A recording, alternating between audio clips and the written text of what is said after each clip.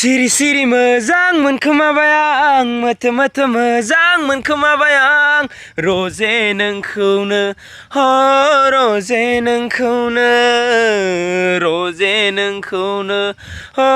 रजे नोंखौनो सिरि सिरि मोजां मोनखोमाबाय आं मोथो मोथो मोजां मोनखोमाबाय आं रजे नोंखौनो ह रजे नोंखौनो रजे नोंखौनो अ रजे नोंखौनो ओइ ओइ ओइ ओइ ओइ ओइ ओइ मा थांदों नों ओइ चेनेलनि अनाराथ' थांबाय किन्तु आं दङ टेनसन लानो नाङा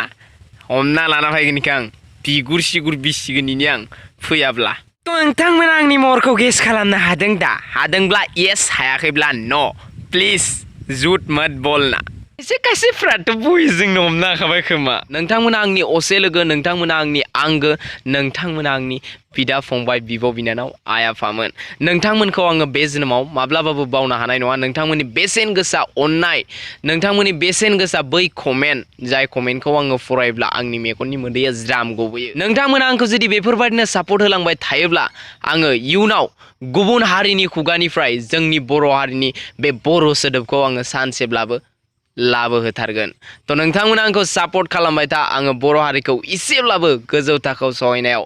नोंथांमोनजों लोगोसे आं जानजि खाफ्रानानै ओंखारगोन नोंथांमोननि सिबिनाय आं बे जोनोमाव मालाब्लाबो बावगारनो हानाय नङा साया जानानै थागोन आंनि जिउआव नोंथांमोननि अननाय नोंथांमोननि सिबिनाया आङो बे चेनेलनि गेजेरजों अरायसमबो नाजालांगोन जे सैथोखौ नोंथांमोननि सिगाङाव लाबोनो आरो नोंथांमोननि गोसोखौ मिनि खुसियै लाखिनो जों दिनै खौसेथि गैयैयाव जोंनि हारिया थेर बेथेर जालांजोबनो हमबाय लोगोफोर जों खौसे जानांगोन जोंनि हारिया गावस्रा गावस्रि थायोब्ला गुबुन हारिया जोंखौ आरो सिलिंखार खालामनायाव उन जानानै थानाय नङा लोगोफोर ओंखायनो जोङो जानजि खाफ्रा जों खौसे लामा आगान सुरनांगोन लोगोफोर जों खौसे लामा आगान सुरनांगोन जै बर' हारिनि जै जाथों थ' लोगोफोर बे भइस अफ बड' चेनेलनि अनारा रावबो नङा लोगोफोर आंनो थ' नोंथांमोना आंनि फेसखौ मोनथिखाय जानांगौ खायसे खायसेफ्रा स' लोगोफोर आंनो बे भइस अफ बड' चेनेलनि अनारा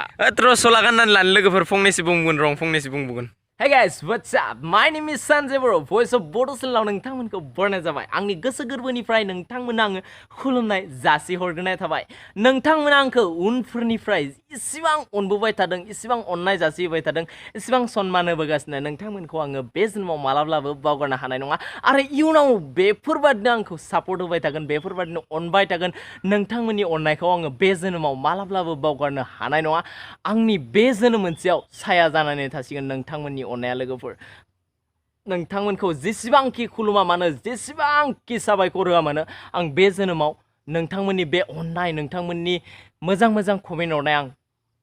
सुख'नो हानाय नङा लोगोफोर सेल्युट नोंथांमोनखौ आंनि गोसो गोरबोनिफ्राय